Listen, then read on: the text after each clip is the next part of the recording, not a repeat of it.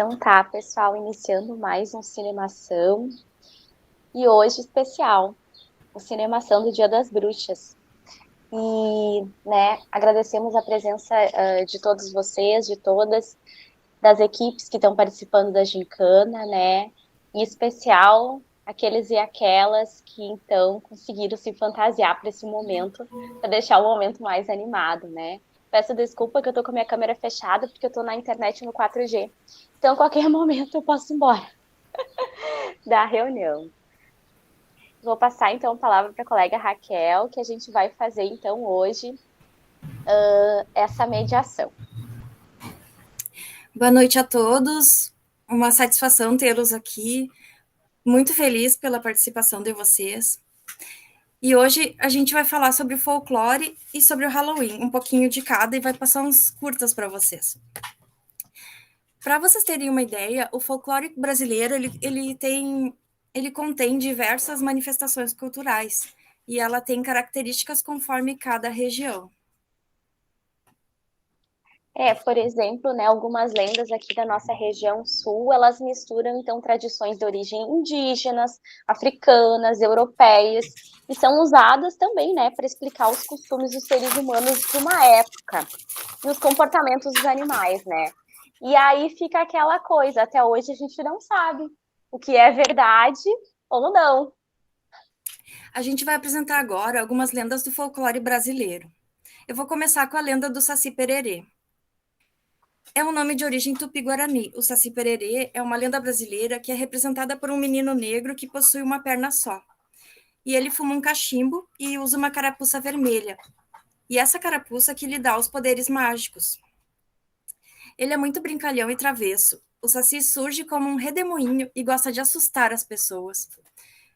O Saci Pererê é uma das lendas mais conhecidas. E no Brasil existem 3 tipos: o pererê, o trique e o saçurá.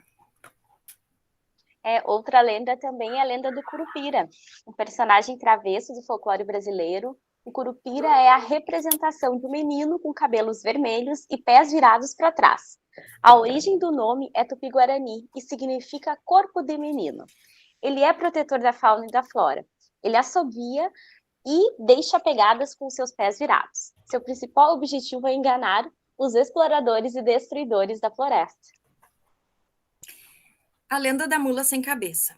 A mula sem cabeça é uma lenda do folclore brasileiro que se manifesta quando uma mulher namora um padre. Por maldição, ela é transformada em mula.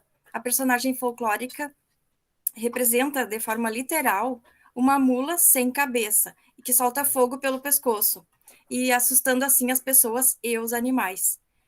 E existem várias versões que variam de região para região do Brasil. Temos também a lenda do lobisomem. A lenda do lobisomem, então, ela tem origem europeia. Ela retrata um monstro violento com formas humanas e de lobo, que se alimenta de sangue. Segundo a lenda, quando uma mulher tem 7 filhos, e o 8º filho também é homem, esse último provavelmente será um lobisomem. Também acredita-se em algumas versões em outras características, como a manifestação do lobisomem em crianças que não são batizadas. A transformação do homem em lobisomem ocorre nas encruzilhadas em noites de lua cheia por volta da meia-noite. Ao amanhecer, ele torna-se novamente humano. Muitas pessoas acreditam que ele transforma nas noites de sexta-feira em que seja de lua cheia. A lenda do boitatá. É uma lenda folclórica conhecida em outras regiões do Brasil por outros nomes: baitatá, biatatá, bitatá e batatão. Na língua indígena tupi-guarani, significa cobra de fogo. Esse personagem folclórico é representado por uma grande serpente de fogo e protege os animais e as matas. A origem se deu em um texto no século XVI, com o jesuíta José de Anchieta. Sua narrativa sofreu muitas modificações ao longo do tempo, de modo que existem diversas versões conforme a região do país. E a lenda do boto. A lenda do boto é originária da região amazônica e também é conhecida pela denominação boto cor-de-rosa ou uiarará. Reza a lenda que nas noites de festas juninas, o boto, animal que existe nos rios da Amazônia, sai dos rios e transforma-se num homem muito atraente. O objetivo do boto é atrair e seduzir as mulheres para levá-las até o fundo dos rios. Por essa lenda, a cultura amazônica costuma afirmar que o boto é o pai de todos os filhos de origem desconhecida. A lenda da cuca. De origem portuguesa, a lenda da cuca está associada muitas vezes com o bicho-papão. Ela é uma personagem muito temida pelas crianças, representada por uma feia e velha malvada com cara de jacaré que raramente dorme. A personagem está associada com o rapto de crianças desobedientes e que não querem dormir. Portanto, surgiu a tradicional cantiga de ninar crianças.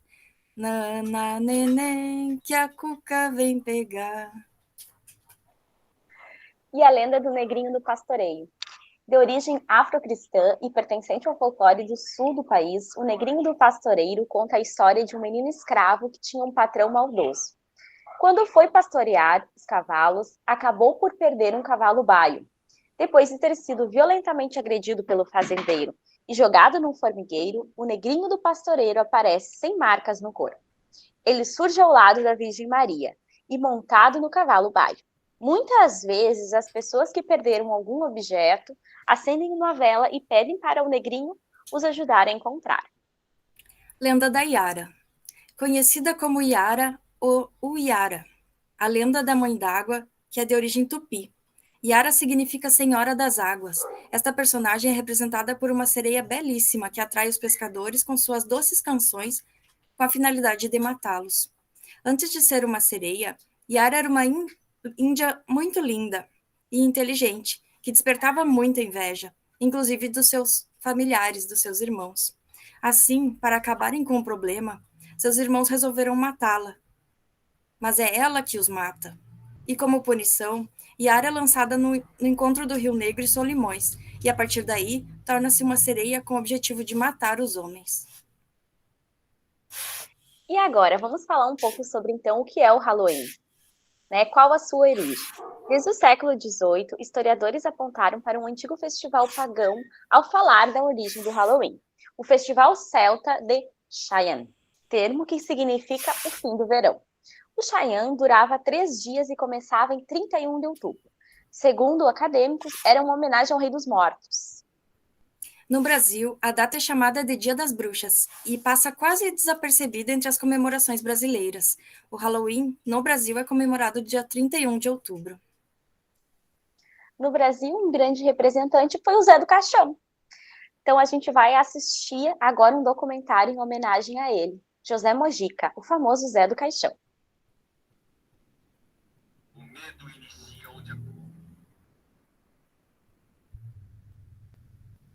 inicia onde a coragem termina.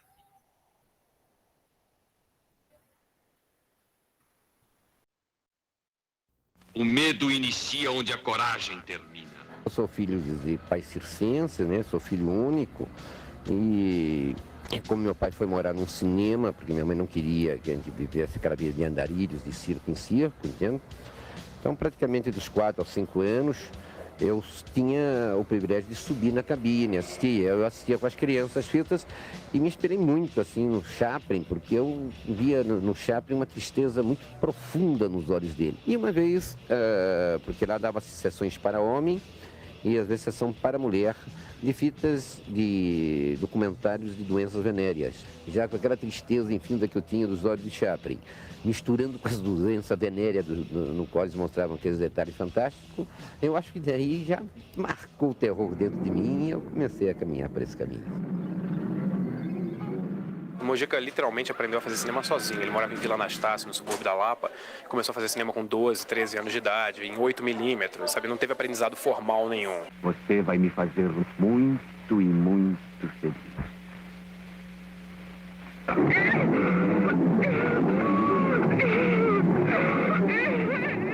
Tem um curta que você fez antes de 63, não é? Reino Sangrento foi feito em 48. Eu tinha 13 anos. Eu fiz um filme dentro do Amazônia, como se lá fosse o centro da Terra, e se juntasse todos os deuses. O Glauber Rocha dizia que você era o grande gênio do cinema nacional. A crítica acha o que de você e dos seus filmes?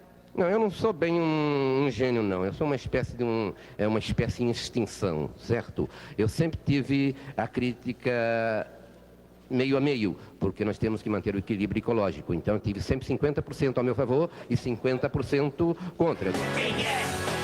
Eu não sei não. É o Zé do Caixão. Você gosta de rock? Olha, a gente aprende na vida a gostar de tudo. E praticamente gosto das coisas que a juventude gosta. Então, praticamente, eu gosto de rock.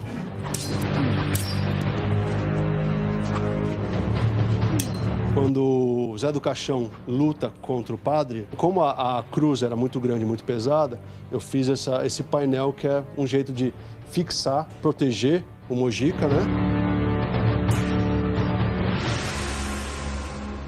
Você tem seguidores, Zé? Olha, estão tentando, mas não conseguiram me seguir ainda não. Eu não consegui nenhum sucessor ainda, se depois eu desaparecer. Mas eu estou procurando alguém que entra no meu lugar.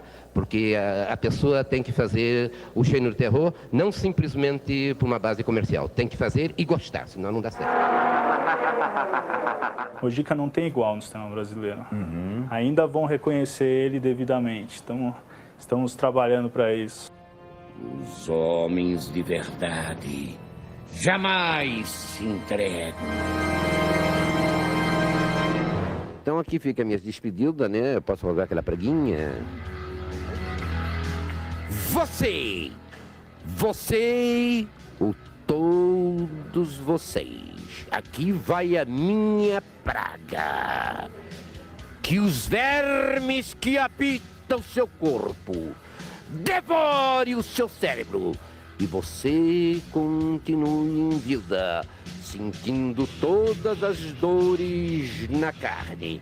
Isto vai acontecer, com certeza, se você deixar de apoiar a nossa cultura.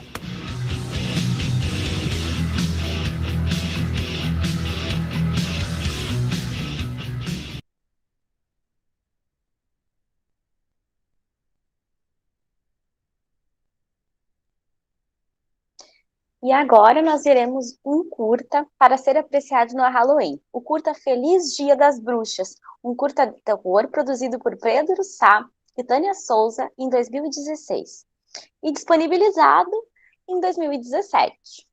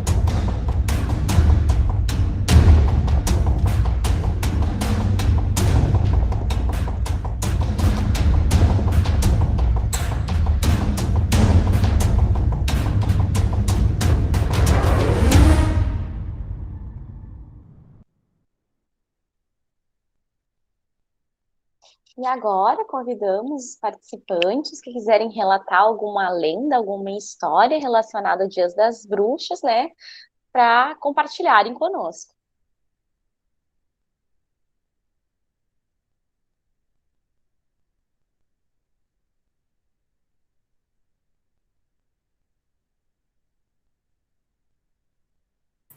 E também fica a pergunta: vocês conheciam o Mujica?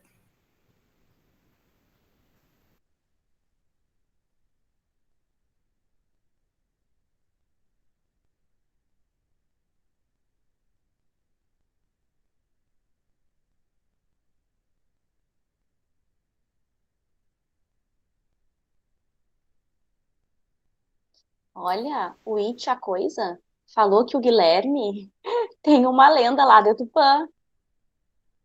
Ai, ai, ai, gente. Fala agora? Isso, vamos começar então contigo, Guilherme. Tá. Assim, tem muitas versões. Eu ouvi quando eu era mais criança ali, que eu estudava no Poli. Quem é do Tupã pode saber, sabe, outras versões, uma versão melhor, até, ou uma mais completa. Pelo que eu sei, do lado ali da escola ali do Polivalente aqui em Tupã, tem uma igrejinha.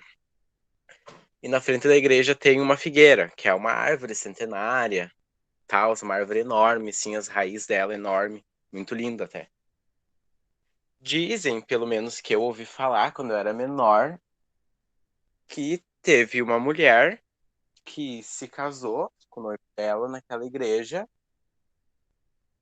e que não sei se não me engano, não sei se foi no mesmo dia, creio que sim, ela ainda com o vestido de noiva, ela teria após o casamento se suicidado, mas ela teria se suicidado se enforcando na figueira.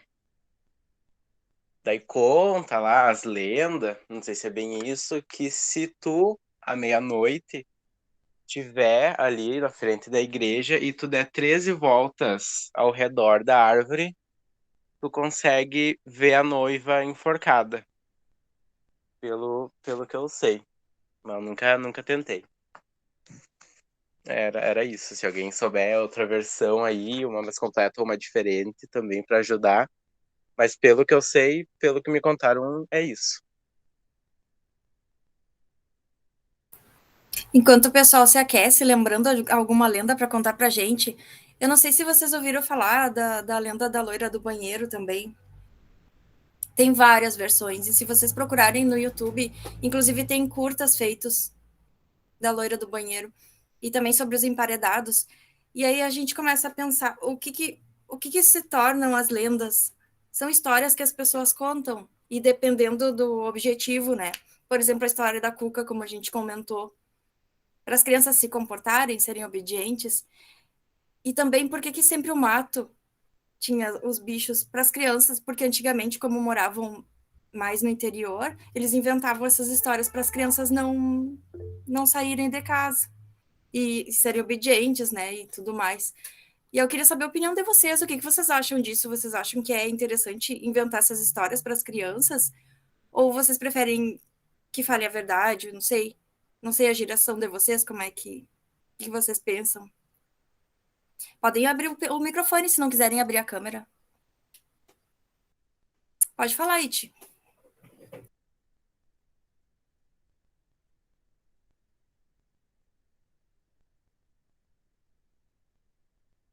Eu acho que o It não fala. Acho que ele vai escrever uma pergunta ali para nós, gente. Vou dar uma lida então aqui o pessoal fazendo contribuições pra gente. Então, o It a Coisa fez a contribuição da mula sem cabeça para não casar com o padre. O Guilherme, coitado do padre, não pode fazer mais nada hoje em dia. É, né? E a Luísa, eu acho legal contar essas histórias. Então, a pergunta do nosso It a Coisa é: por que os filmes de terror são tão fascinantes?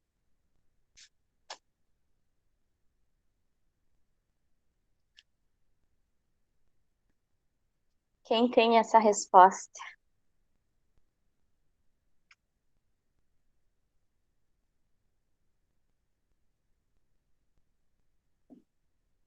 Dão medo, mas a gente vê. Exatamente.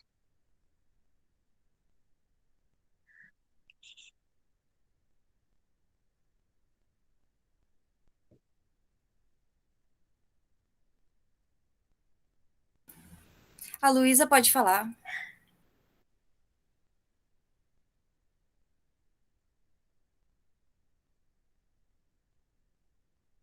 Luísa, teu microfone tá fechado.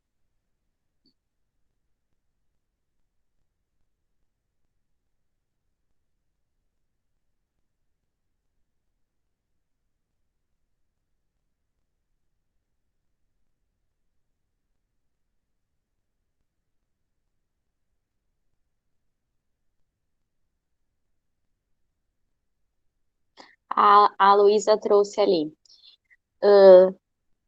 que a emoção que a pessoa sente coloca os sentidos à prova, né? O Guilherme colocou adrenalina, o Kaique mexe com o psicológico da gente, né? Produção de adrenalina também do professor Carlos.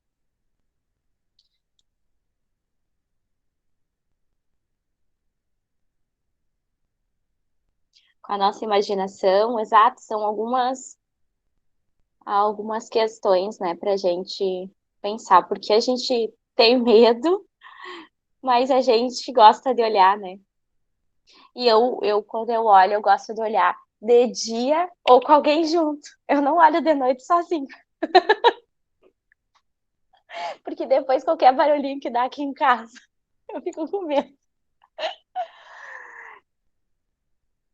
Eu tenho uma dúvida que escreveram ali no chat. O que seria numanice?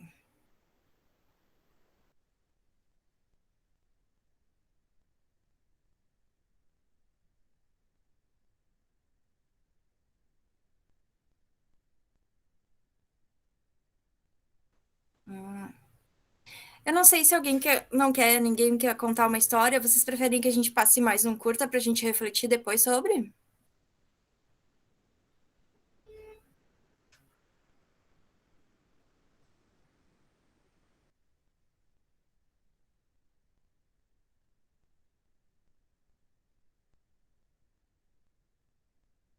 Ali a contribuição da Luísa. Na minha cidade, Manoel Viana, tem a lenda do tropeiro do Salgado Filho, escola municipal, e a do brigadiano que foi, em 2010, mais ou menos, que aconteceu. Você quer contar pra gente, Luísa? Se tu conseguir destravar o teu microfone...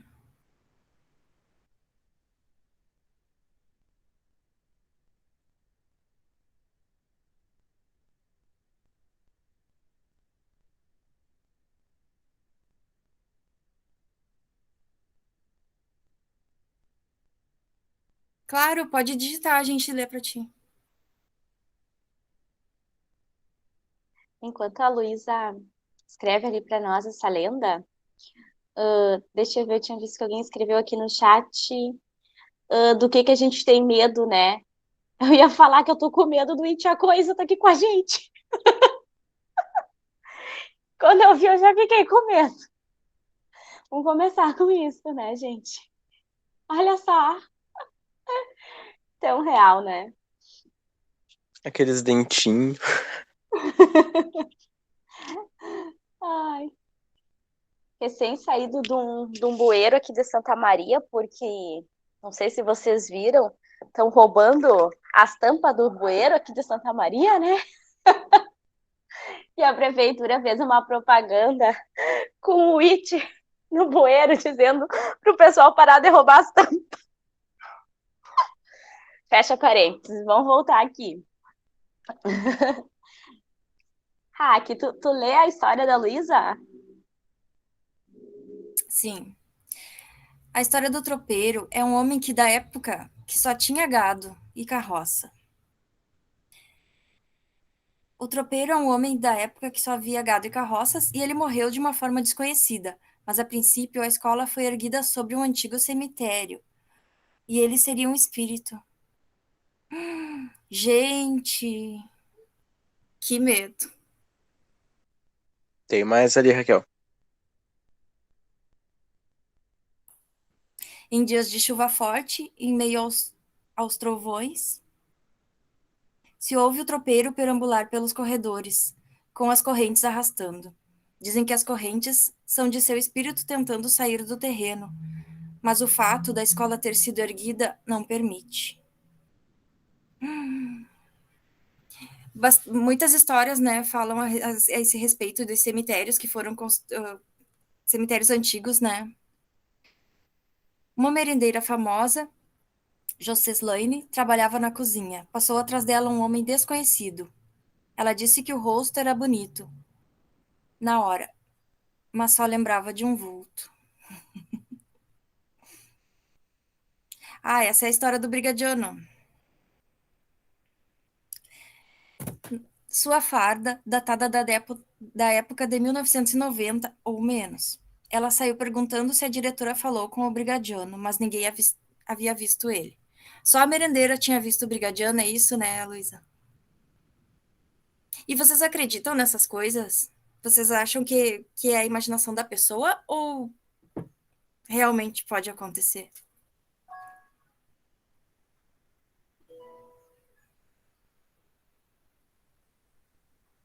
Pode contar a tua lenda, Kaique. Todas são bem-vindas. A gente tá aqui para se descobrir, ó. Todas as lendas que a gente ainda não conhece. Ai, sim, aquela do ouro também. Eu acredito também.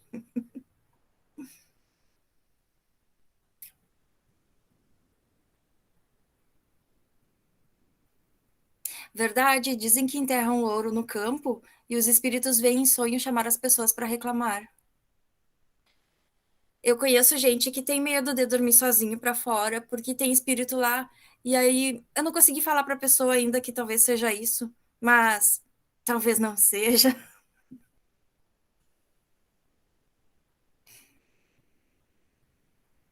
Kaique, tu quer falar ou tu quer escrever?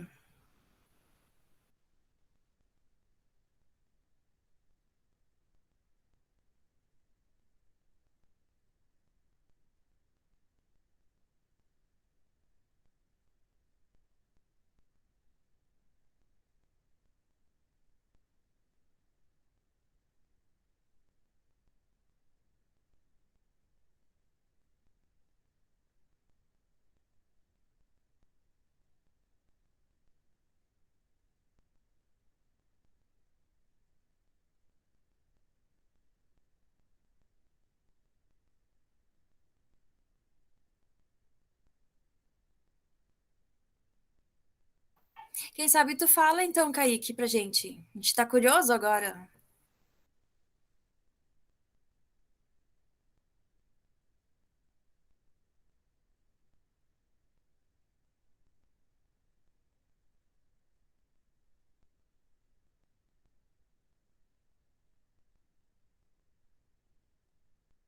Eu não sei se vocês conheciam, né, o Mojica.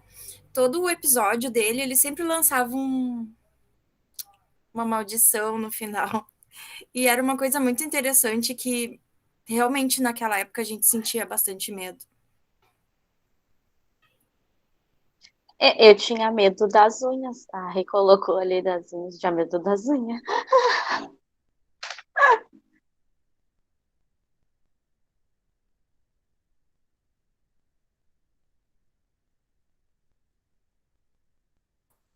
Pode falar, Rodrigo. Aqui uma definição tanto quanto filosófica, não do medo, mas disso que a gente estava conversando, o quanto ou porque o medo ele nos, ao mesmo tempo que nos apavora, as situações que geram medo nos atraem algumas vezes, né, para continuar naquele momento. O medo, historicamente, ele é importante, historicamente, geneticamente, ele é importante para o ser humano, uma reação para que nós possamos ter uma reação de defesa às situações naturais, né? Então tu tem que ter o medo de atravessar a rua, o medo de te arriscar com alguns comportamentos, ele preserva a tua vida, né? Mas ao mesmo tempo, ao longo da história, isso talvez uma questão mais cultural até, as pessoas que têm medo são associadas tem a fraqueza, a fracas. Então, o medo, a fraqueza, né? Puxa vida, eu não sou fraco. Eu gosto do medo, eu enfrento o medo. Então, tentando, dentre essa definição mais filosófica que eu coloquei, talvez a gente enfrente o medo para inconscientemente nós nos provarmos que não, nós somos fortes, nós não caímos ou nós não fazemos parte disso que a sociedade ao longo da história nos coloca, né? Tentando contribuir um pouco com a discussão.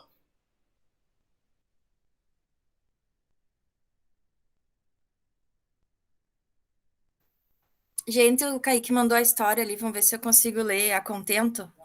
Qualquer coisa me avisem aí. Sally Smithson chegou à cidade com sonhos de pés de crianças, e risos em uma casa de madeira construída por seu marido Andrew. Mas a vida não veio com sorrisos, mas com planos de destruição. Andrew trabalhava como lenhador, um trabalho que tem seus perigos. Um dia, o capataz de Andrew teve que dar uma visita a Sally, mudando sua vida para sempre. Ela estava sozinha. Sem comida na mesa e sem outra opção, Sally teve que encontrar um jeito, mas o único emprego que conseguiu foi no hospício Crotus Prain. Ninguém procurava emprego lá, a menos que eles estivessem com extrema necessidade. Assim como Sally, sem qualquer educação, ela começou na parte inferior, fazendo o duro turno da noite. Ao longo dos anos, sua mente atingiu seus limites. 2 décadas vendo coisas horríveis que violam os olhos. Memórias que são reproduzidas todas as noites. Ser abusado verbal e fisicamente por pessoas sem limites. Sally via insanidade de lado e de fora. Sally via insanidade do lado de fora, só para pegá-la sozinha. Finalmente ela não aguentou. Não aguentou mais, e os conceitos de purificação surgiram dentro dela. Ela fez o que achou necessário. Quando o pessoal do turno da manhã chegou, um dia de setembro, eles encontraram mais de 50 pacientes mortos, sem vida, em sua cama ao longo de 4 funcionários também mortos. Apenas Sally sobreviveu à noite, mas sua mente se foi, balançando para frente e para trás sem parar. Exatamente o que aconteceu só é sabido por ela, mas parece que alguns dos pacientes foram sufocados, como eles tinham marcas em volta do pescoço. Eles a colocaram em uma ambulância, mas a ambulância nunca chegou ao hospital. A ambulância foi encontrada caída em uma floresta próxima. Todos os funcionários mortos e Sally não foram encontrados em lugar nenhum. Que história sinistra! Aonde que tu encontrou ela, Kaique?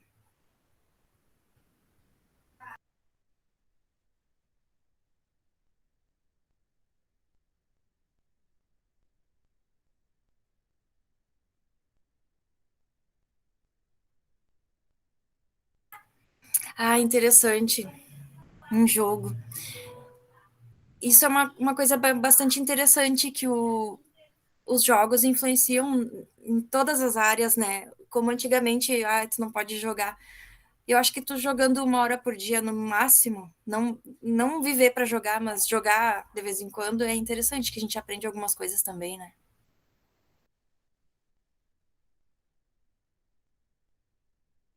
Aqui uma outra história da Luísa. Eu conheço uma história que diz que quem mora no campo não deve ficar olhando para a janela durante a madrugada. Uma certa moça fez isso. Disse que viu uma procissão de branco, com velas, no meio do mato. Ela estava com sono. Quando piscou, um homem de branco apareceu diante do rosto dela. Se assustou muito, mas conteve ao máximo a reação. Ele disse que estava tarde e perguntou por acaso se não teria uma vela para ela seguir a procissão. Ela foi buscar a vela e entregou ao homem. Quando foi dormir, havia ossos humanos sobre sua cama e ela enlouqueceu, morrendo poucas semanas depois, misteriosamente. Eu ouvi falar dessa história. Dizem que realmente aconteceu. Mas provas ninguém tem, né?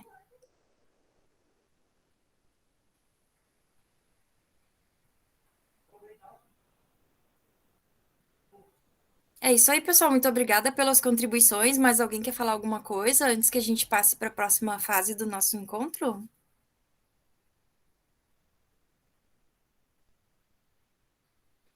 A Luísa comentando: eu tenho muito medo dessas histórias de pessoas misteriosas surgindo do nada. Eu também. Eu lembro que aqui em Que a Tupã gente tinha. olhou, né? Eu só ia comentar, Guilherme, como naquele curta que a gente acabou de olhar, né? Que tem aquela mulher que aparece do nada.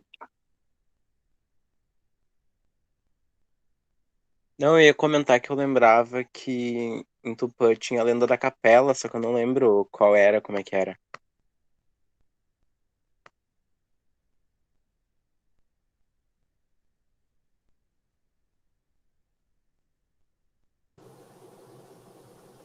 Gente, o It, a coisa quer falar? É isso? Quero falar, não me aguento. Tem que falar como o It, a coisa. Eu não sei como It, a coisa fala. Boa noite. Eu fiquei pensando assim, ó, o que um bom filme... o que um bom filme de terror deve ter? Né? Às vezes tem filmes que são muito de suspense, mas não necessariamente de terror. E só esse suspense deixa a gente apavorado, né? Porque a gente sabe que alguma coisa vai acontecer, mas a gente não sabe exatamente o que está por vir. Era isso que eu queria falar.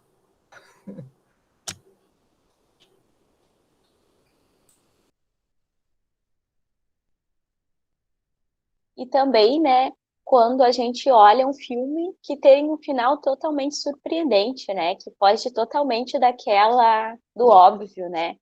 Também acho bem interessante quando se finaliza assim. Temos o professor Beto. Quer fazer uso da palavra? Sim. Ah, não, Boa é o noite. capitão, gente, é o capitão. Boa noite a todos e a todas.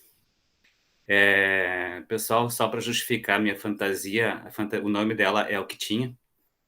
Ou seja, eu juntei o que tinha aqui em casa e saiu isso daqui. Tá? Então, só para fazer um breve comentário em relação à questão do medo, né? E eu classifico ele de duas formas, o medo imaginário e o medo real, né? Então, eu acredito que todas essas atividades, a nível de filmes e outras situações, elas são alguns ensaios para nos preparar para o medo real, né? Então, é importante, é salutar, é saudável você fazer algumas ações ou assistir alguns filmes que te levem ao medo, né? Ou seja, trabalhando com a imaginação, para que quando ocorra de fato alguns medos reais, você saiba como reagir e também trabalhar melhor a sua emoção. Então, o medo também é saudável. É isso. Obrigado.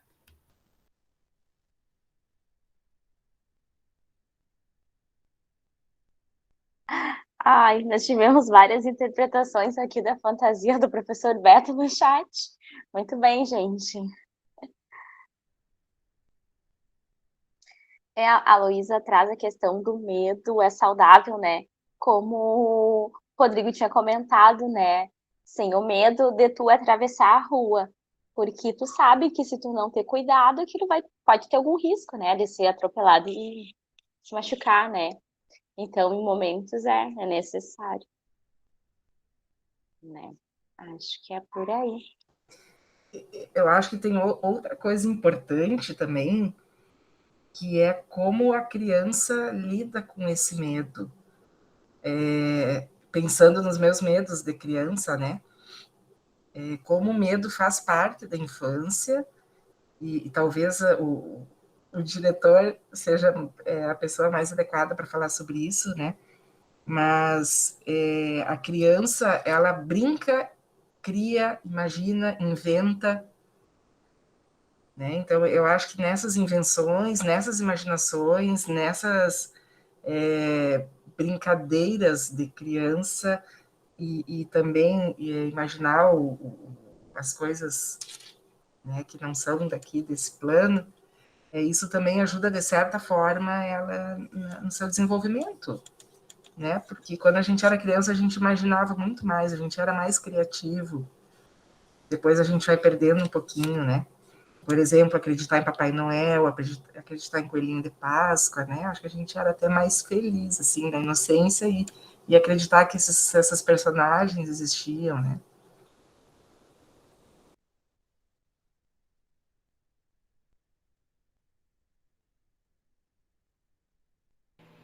Na verdade, bem nesse sentido, né?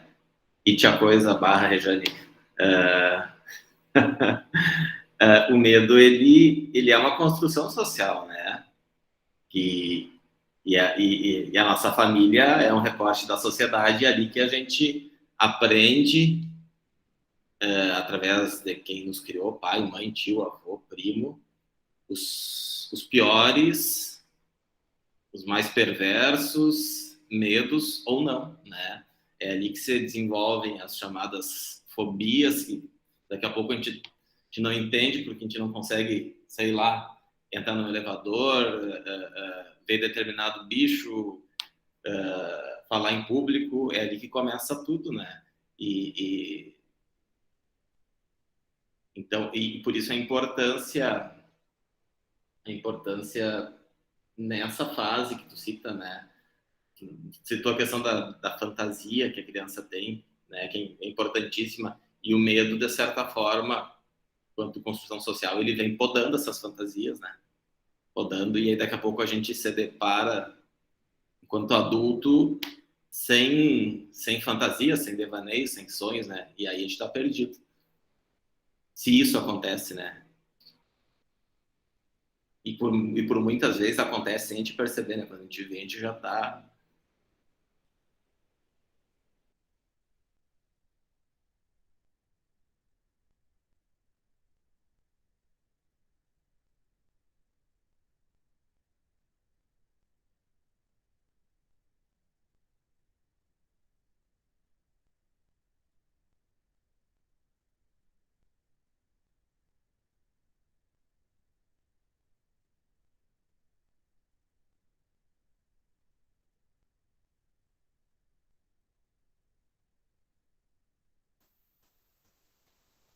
Seguimos.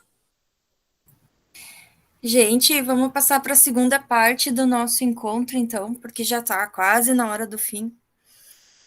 Adorei as contribuições de vocês e se alguém lembrar mais alguma história, pode levantar a mão ou pode colocar no chat que a gente vai contar para os presentes. Eu vou colocar a lista de presença aqui no chat e quem for convidado de alguma equipe tem que ligar a câmera para a gente comprovar que veio fantasiado, porque vale ponto, tá? Haki, não precisava estar fantasiado.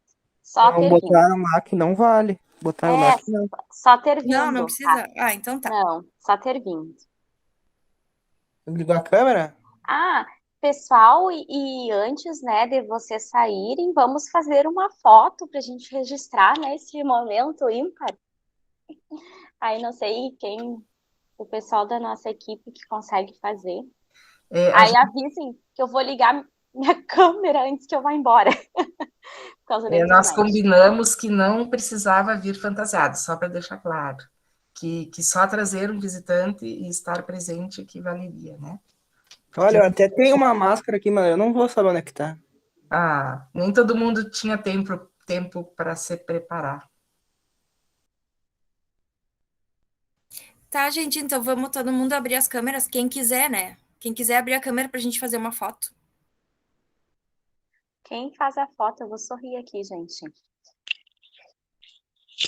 Peraí que eu tô fantasiada, gente. Vocês, por favor, percebam que eu estou fantasiada, tá? O único medo que eu tenho é perguntarem daqui que eu tô fantasiado. De pirata? Do que tu tá fantasiado, Rodrigo? Ai, que amor, tem outro it ali. Eu ia fazer o it Fantasiado também, do mas diretor. É muito difícil pra mim. Boa, Guilherme. Fantasiado de diretor. De nada, de nada. É um baita Quanto do esse eu vi no terror, fim hein? do ano.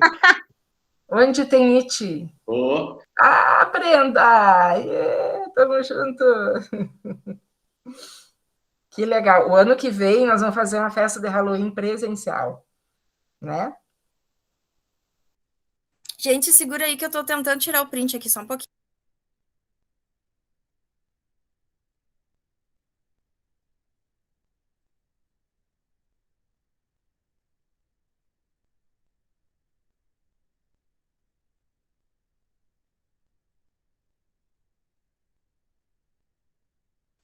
Tem o Felipe que botou uma imagenzinha ali de alguma coisa apavorante. Feito! Vou fazer só mais um agora, tá, gente? Tá, eu vou parando de gravar, tá bem?